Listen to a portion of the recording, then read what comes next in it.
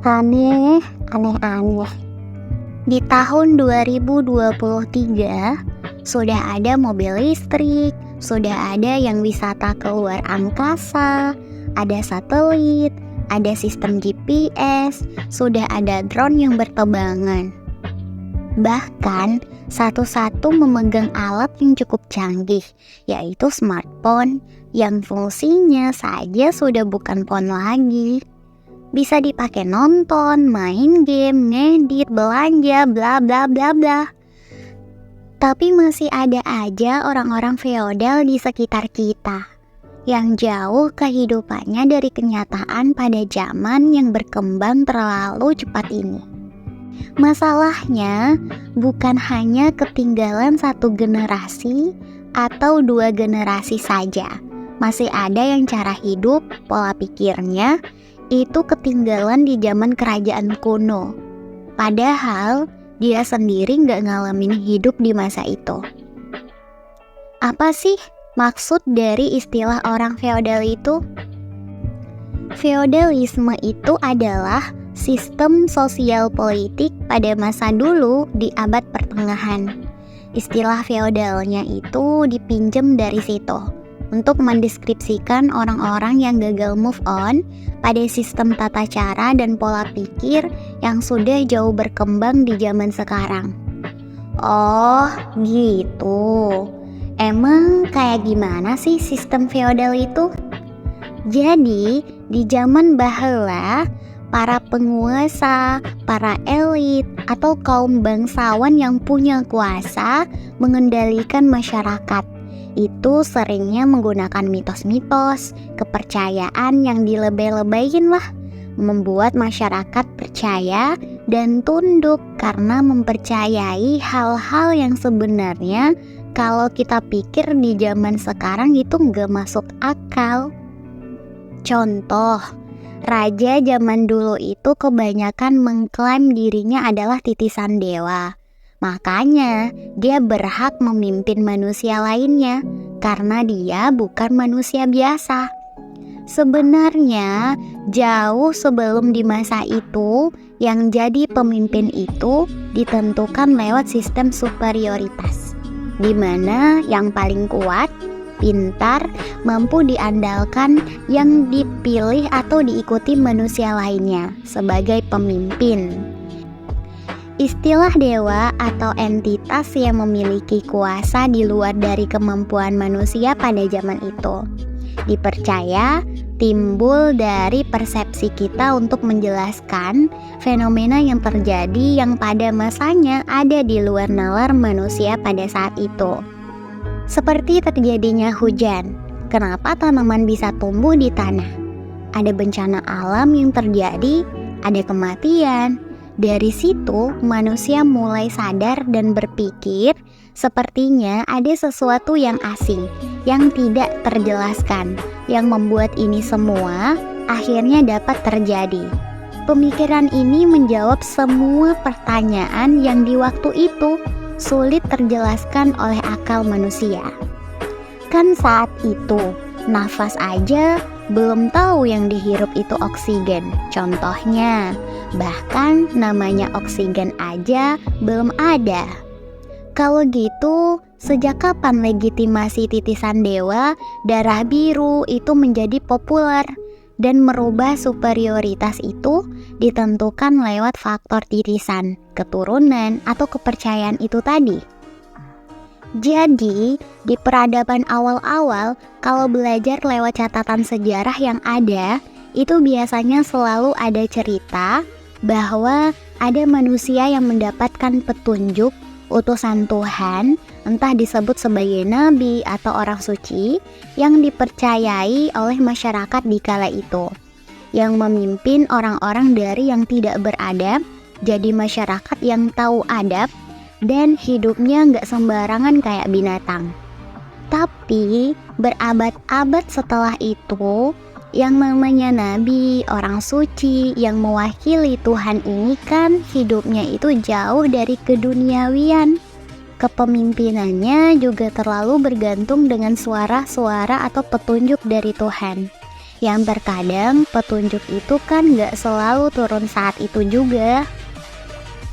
Setelah itu ada masa di mana orang-orang menuntut ingin dipimpin oleh seorang yang layak, yang bisa menjadi contoh dan memimpin mereka menjadi bangsa yang jauh lebih besar, kuat, yang hidupnya lebih sejahtera. Jadi balik ke awal lagi dong. Betul, karena mental orang-orangnya juga masih rendah dan emang belum siap menerima pemikiran filosofis.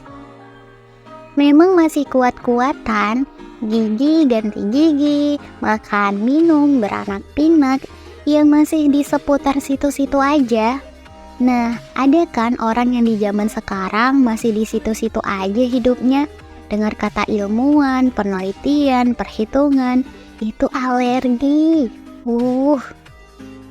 Lanjut lagi dulu nih, yang tadi soal raja. Terus Nabi berdoa atas permintaan orang-orang itu. Dikabulkanlah, Tuhan memberikan petunjuk lewat utusannya untuk memilih pemimpin atau raja dari suatu bangsa. Dari situ, raja atau pemimpin itu adalah seseorang yang dipilih oleh Tuhan sendiri. Masalahnya, ratusan tahun setelahnya, kan utusan Tuhan tuh hilang, limited edition. Entah karena suatu alasan tertentu, akhirnya kenabian sendiri kan berakhir. Tapi kan raja punya keturunan nih. Akhirnya si keturunannya ini pakai legitimasi ayahnya yang terpilih untuk meneruskan kepemimpinannya. Nah, kenapa nggak dikasih contoh nyata cerita yang tadi tuh? Misalnya itu tadi cerita bangsa Israel misalkan.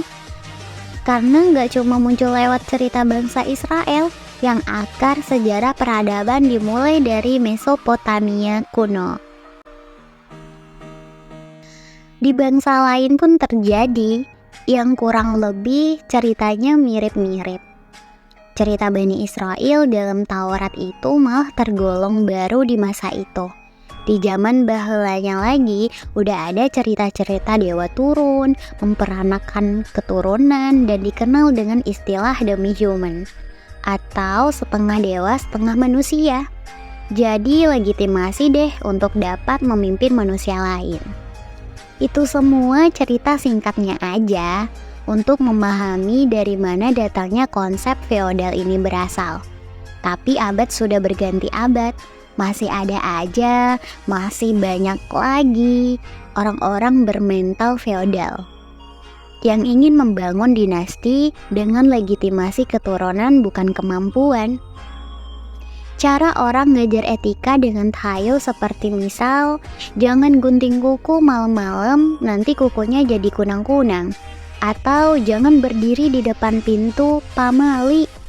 Itu pesan moralnya yang harusnya kita ambil, bukan malah jadi lebih percaya tahayulnya. Just for your information, pamali itu berasal dari bahasa Sunda yang artinya sesuatu yang tabu yang tidak boleh dilanggar dan dianggap tidak sesuai dengan nilai-nilai tradisi, adat istiadat, dan kepercayaan. Apalagi kalau tahayul yang awalnya pesan moral itu tadi diajarkan lewat kepercayaan agama, langsung deh dianggap sakral. Cerita jin ada di kamar mandi misalkan, maksudnya kan jin itu suka berada di tempat lembab dan kotor, bukannya dimaknai untuk menjaga kebersihan yang merupakan sebagian daripada iman, malah berkembang jadi cerita mistis nan horor yang akhirnya menimbulkan ketakutan yang malah menggoyahkan iman. Ih, serem banget. Orang-orang pada masa Yunani kuno, dalam dunia astronomi di zaman dulu, banyak orang yang mempelajari tentang pergerakan benda di langit, guna untuk mengetahui suatu fenomena yang ketika matahari mendekat akan berpengaruh dengan cuaca dan iklim yang menghangat. Begitupun sebaliknya, ketika matahari itu ada di titik terjauh, maka kelembaban udara, temperatur yang kita rasakan jadi dingin. dan mempengaruhi iklim untuk kebutuhan di zaman dulu bercocok tanam. Untuk mengetahui kapan waktu yang pas agar terhindar dari gagal panen. Dan akhirnya manusia tahu bahwa waktu yang dibutuhkan dari peredaran matahari mengelilingi bumi kita ini adalah 365 hari. Dan 1 tahun terhitung karena fenomena tersebut dan dinamakan penanggalan Masehi. Sistem penanggalan Masehi yang kita gunakan saat ini mengikuti kalender Gregorian, namun didasarkan pada kalender Romawi kuno yang diyakini ditemukan oleh Romulus, raja pertama Roma sekitar tahun 753 sebelum Masehi. Ternyata ada 12 bulan dan diberi nama berbeda-beda. Dikutip dari Farmer's Almanac, setidaknya ada 3 sumber yang digunakan untuk penamaan bulan Masehi, yakni dewa Yunani dan Romawi, penguasa Romawi dan angka. Seperti biasa, cari sendiri kalau mau tahu lebih detailnya. Oke. Begitupun dengan sistem tata letak bintang yang dipelajari untuk kebutuhan navigasi ketika zaman dulu orang-orang itu melaut. Hubungan kita membahas astronomi adalah berkaitan dengan sejarahnya. Ada seorang astronom terkenal yang juga seorang fisikawan yang hidup di tahun 1500-an sampai 1600 bernama Galileo Galilei, yang lewat riset dan penelitiannya membuat sebuah hipotesis pada masa itu bahwa ternyata matahari adalah pusat dari tata surya kita. Ini bertentangan dengan keyakinan di masa itu dari ajaran Aristoteles dan kepercayaan Gereja Katolik Roma yang menganggap bahwa bumi adalah pusat dari alam semesta. Nah, si masyarakat feodal ini malah menghukum orang yang dengan penelitian ilmiahnya menemukan sebuah fakta yang berbeda. Galileo Galilei dihukum dengan pengucilan atau tahanan rumah sampai meninggalnya. Kasihan ya.